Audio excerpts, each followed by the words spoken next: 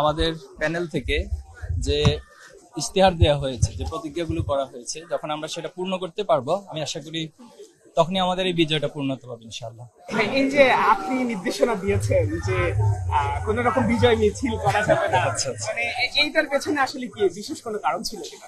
না, দেখুন, আসলে এখানে বাংলাদেশের নতুন কিছু নয়া স্বরূপ আমরা আবিষ্কারের জন্য চেষ্টা করছি। বিশেষ করে বাংলাদেশের রাজনৈতিক সংস্কৃতিতে যে পরিবর্তন সবাই প্রত্যাশা করে, যে এক পক্ষ বিজয় লাভ করলো তারা অনেক বেশি উচ্ছ্বাস করবে, কিন্তু যারা জয়ী হতে পারেনি তারা অনেকটা মন খারাপ। তো আমরা এই কালচারগুলোকে একটু পরিবর্তন করতে চাচ্ছি।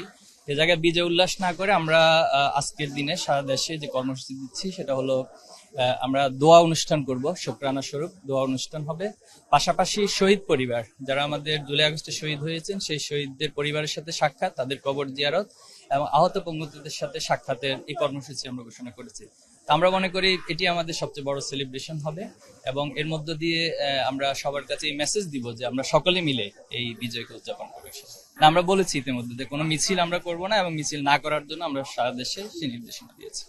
এটি আমাদের আমাদের শাখা পর্যায়ে সকল শিক্ষা প্রতিষ্ঠান সহ আমাদের মহানগর বিশ্ববিদ্যালয় সকল লেভেলে সকল শাখায় এই কর্মসূচি পালন করবে।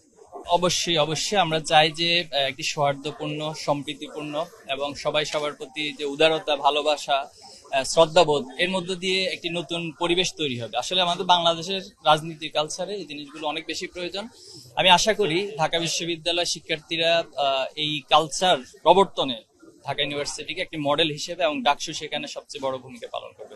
আমরা নারী ভোটারদের কাছে অনেক অনেক বেশি কৃতজ্ঞ এবং তারা ছাত্র শিবিরের সমর্থিত প্যানেলকে তারা বেছে নিয়েছেন এবং নির্বাচিত করেছেন। আমি আশা করব নারীদের যে প্রত্যাশাগুলো রয়েছে, তাদের যে চাহিদাগুলো রয়েছে, আমাদের এই প্যানেল সামগ্রিকভাবে কাজ করে তাদের সেই প্রত্যাশা পূরণ করবে ইনশাআল্লাহ। আসলে দেখুন, স্লোগান তো বাংলাদেশের রাজনীতিতে একটা কালচার হয়েছে। তো এক একজন কিছু গঠনমূলক স্লোগান দেয়, আবার কিছু কিছু ক্ষেত্রে সেটা গঠনমূলক এর বাহিরে চলে যায়।